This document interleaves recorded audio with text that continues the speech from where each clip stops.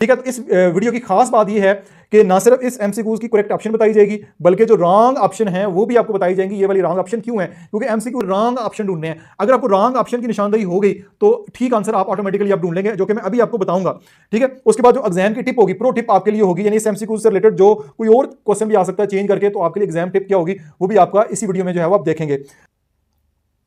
Dear class ninth, अगर आप English के बोर्ड एग्जाम के वाले से बहुत ज़्यादा परेशान है और आपकी तैयारी सिरे से नहीं है, तो ये वाली वीडियो आपके लिए बहुत ज़्यादा इंपॉर्टेंट होगी, क्योंकि इस वीडियो में आपका जो पेपर 1 होगा, जो कि आपको एमसीक्यूज पेपर स्क्रीन के ऊपर इस वक्त नज़र आ रहा है, और साथ आपकी जो पेयरिंग स्कीम आई हुई है, बोर्ड का जो पेपर पैटर्न आया हुआ है, और उसके साथ साथ जो आपका स्मार्ट सिलेबस आया हुआ, उस तमाम को ज़हन में रखते हुए मैंने आपका जो पेपर है, आपका जो एमसीक्यूज की तैयारी है, जिसमें ग्रामर भी आ जाती है, आपकी बुक में से भी जो क्वेश्चन आएंगे उनकी तैयारी के लिए मैंने एआई से जो है स्पेशल आपके लिए एक वीडियो तैयार की है, जो कि आपके सामने अभी हम समझेंगे, परखेंगे और इसको डिटेल से हम जो है वो एनालाइज करेंगे। क्योंकि आप जानते हैं कि अब एआई का दौर आ चुका है और आपके बहुत सारा जो एग्जाम है और बहुत सारे जो पेपर हैं वो एआई से बनने शुरू हो गए हैं। तो मैंने भी एआई से हेल्प ली है। एआई ने ही मुझे बताया कि कौन कौन सी चीज़ें जो इंपॉर्टेंट है, जैसे कि आपको ये नज़र आ रहा है एग्जाम के वाले से जो इंपॉर्टेंट टिप्स हैं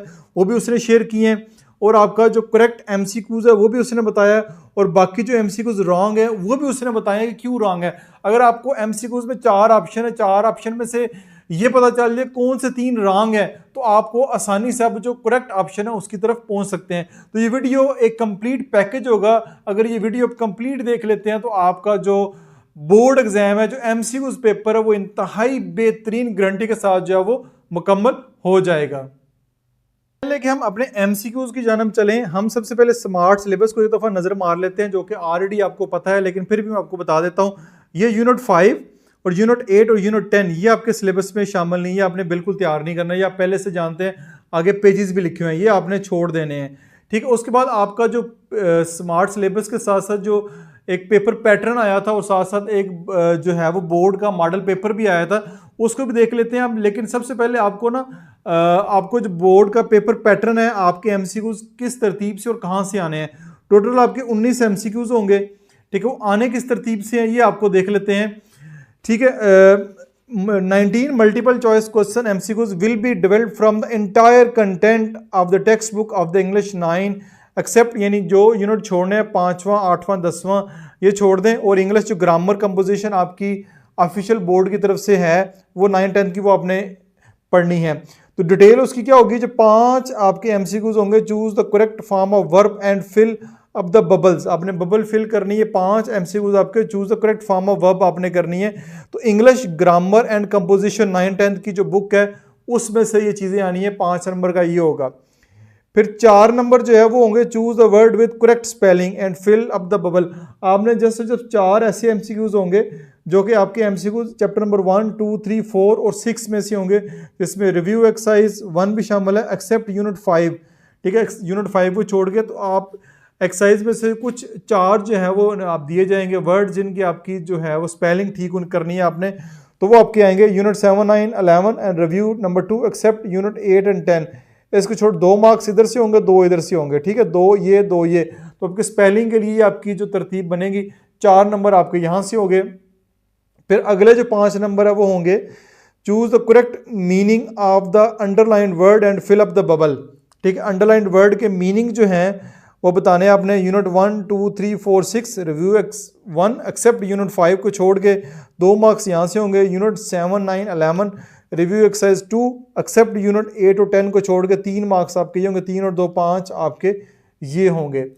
नंबर आपके पास जो डी ऑप्शन होगी, choose the correct option according to the grammar and fill up the bubble, यानी अकॉर्डिंग टू ग्रामर आपने फिलअप करना है, ऑप्शन को चूज करना है। 5 नंबर की होगी, entire text of English 9 except unit 5 8 and 10 English grammar and composition 9 10 की 5 नंबर आपके ये होंगे। तो टोटल ये आपके जो है वो इस तरह 19 नंबर जो है वो इस तरतीब से ये बन रहे हैं। ये आपको 19 नंबर का एमसीक्यूज का पेपर होगा, जो कि आपको एक मॉडल पेपर की शक्ल में यहाँ पे दिया भी गया हुआ है।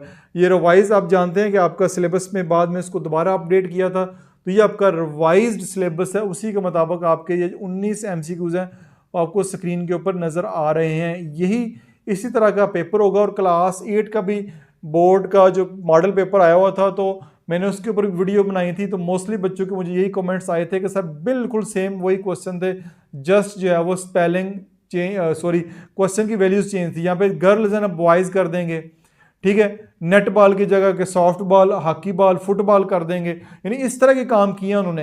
यानी एआई से ना, यही पेपर एआई को दिया और एआई से कहा थोड़ी बहुत चेंजिंग करके ना तो मैं इसको नया पेपर बना दो, तो उसने एआई ने नया पेपर बना दिया, थोड़ी बहुत चेंजिंग की है।